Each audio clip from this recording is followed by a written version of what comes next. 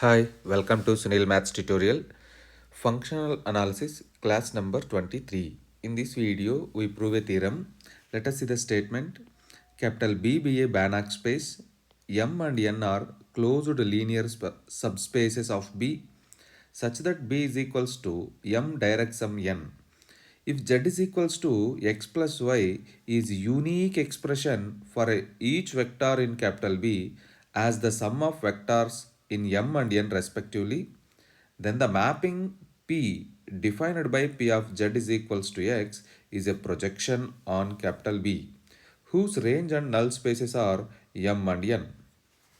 Okay, we prove this theorem. One of the lengthiest one. Let us see.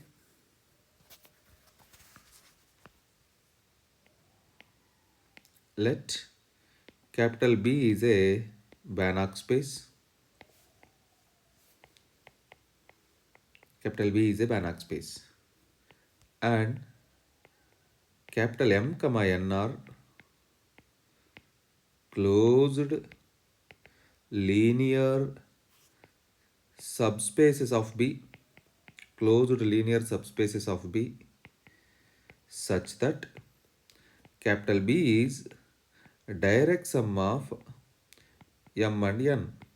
Capital B is direct sum of M and N. It means each vector Z in capital B can be uniquely expressible as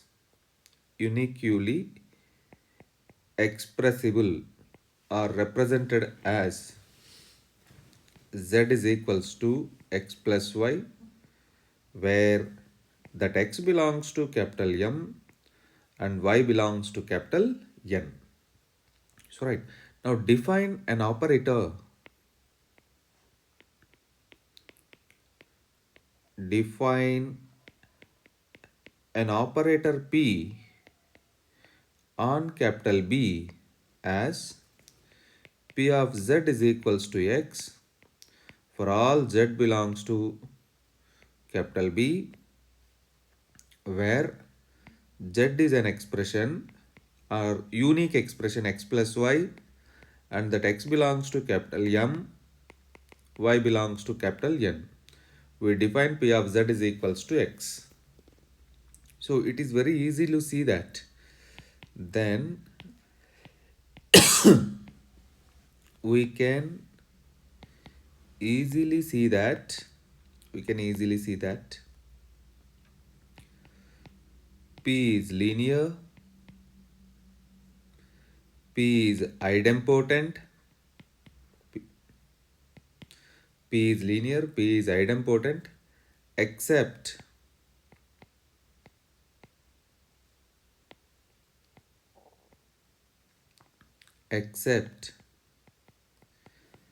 P is continuous. So to prove that P is continuous, we define a new norm. For this, let B dash denotes linear space. Let B dash denotes linear space capital B equipped with new norm defined by norm Z dash is equals to norm X plus norm Y. B dash is a linear space, nothing but B equipped together with another norm Z dash is equals to norm X plus norm Y. First we show that this norm is well defined. First we show that this norm is well defined. So let us see the first condition. of norm definition. Norm z dash is equals to norm x plus norm y. Right. Suppose if x not equals to 0, suppose if x not equals to 0 implies as norm x greater than 0. Y not equals to 0 implies as norm y greater than 0. Therefore, x plus y not equals to 0 implies norm x plus norm y greater than 0. This is nothing but z not equals to 0 implies norm z dash is greater than 0. Norm z not equals to 0 implies norm z dash is greater than 0. That's it. You see, further,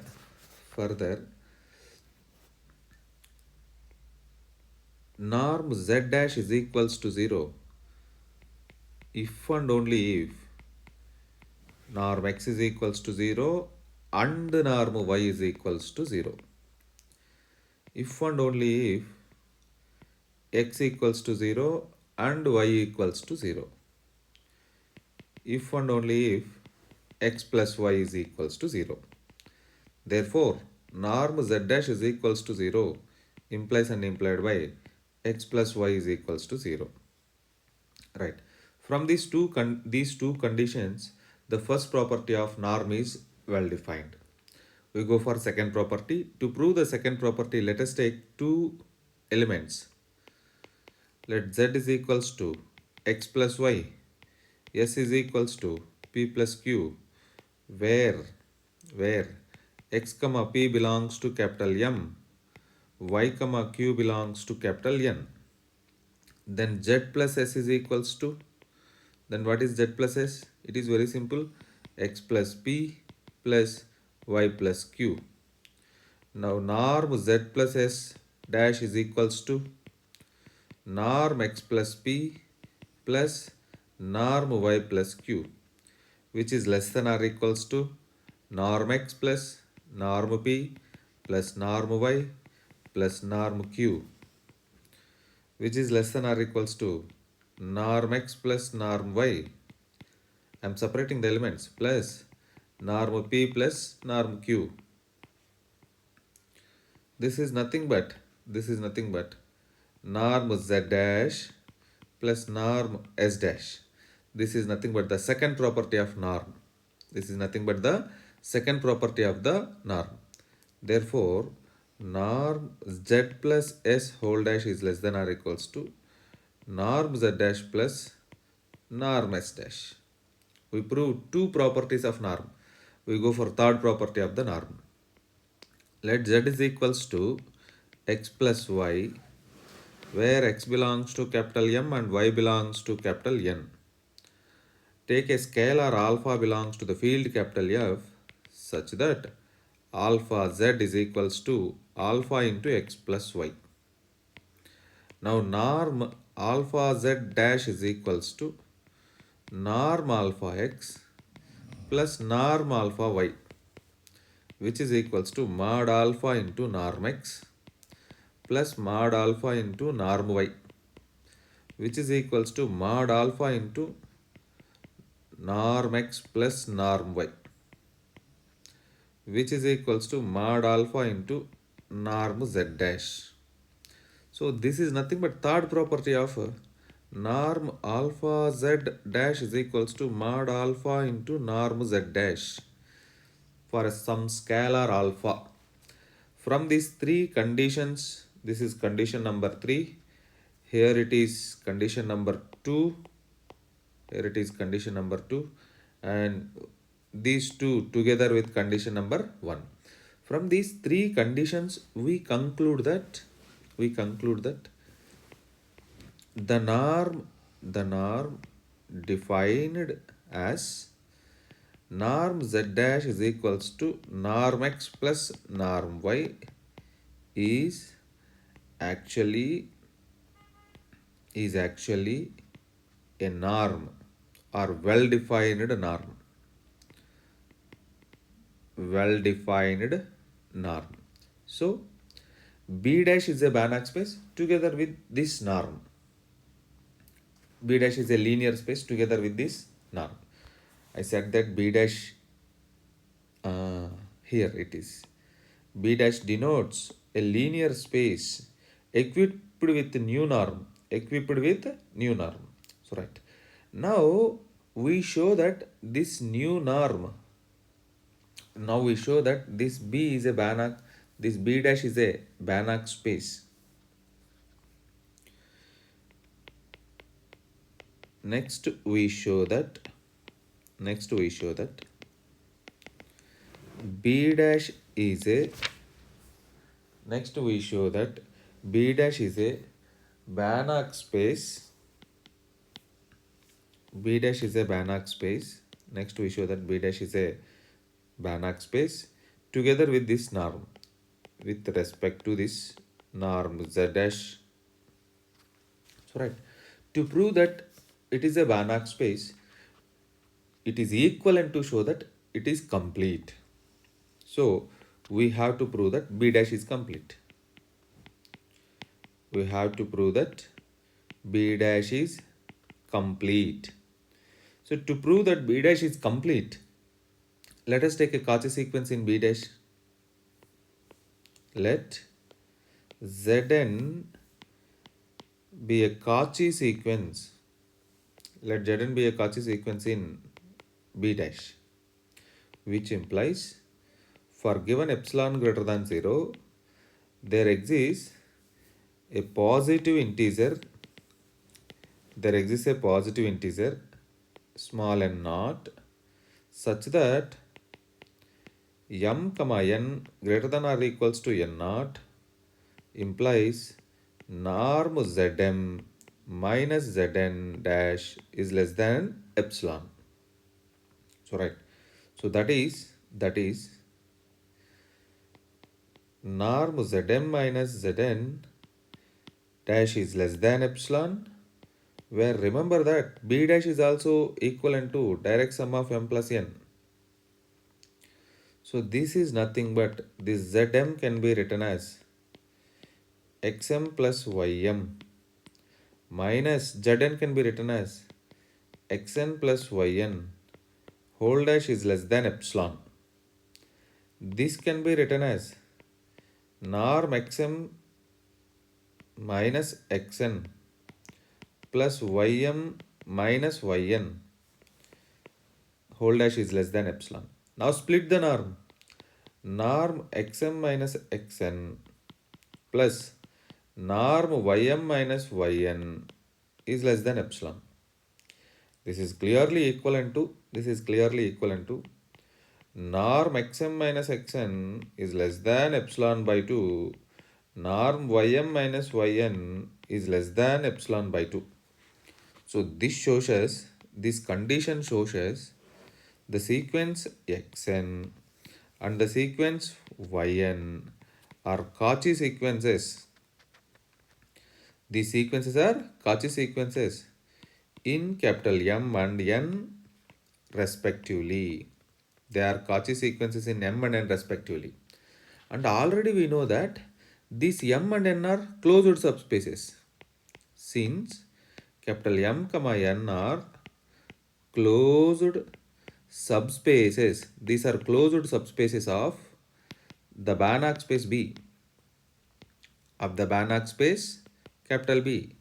It means these sequences xn and xm xn and yn are Cauchy sequences in capital B, and capital B is complete normed linear space. So this shows us we know that complete means every Cauchy sequence in it is convergent. Therefore the sequence xn converges to x, which belongs to capital M, and the sequence yn converges to y, which belongs to capital N. It means that is there exist positive integers n1 comma n2 such that norm xn minus x is less than epsilon by 2 for all n greater than or equals to n1. Norm yn minus y is less than epsilon by 2 for all n greater than or equals to n2. Now define another one. Now define small n is equals to maximum of n1 comma n2 which is equals to n3. Say we have norm xn minus x is less than epsilon by 2. Norm yn minus y is less than epsilon by 2 for all n greater than or equals to this n3, for all n greater than or equals to n3. Here define maximum of n1 comma n2 is n3, not n. So applying this condition to previous here, applying that condition here, we can conclude like this. Norm zn minus z whole dash is equals to norm xn plus yn minus x plus y which is less than or equals to norm xn minus x plus norm yn minus y which is less than epsilon by 2 plus epsilon by 2 is equals to epsilon. Therefore, norm zn minus z dash is less than epsilon for all n greater than or equals to n3, a positive integer. This condition shows us the sequence Zn converges to Z in B dash as n tends to infinity. This shows us the Cauchy sequence in B dash is convergent. The Cauchy sequence in B dash is convergent. It means B dash is complete.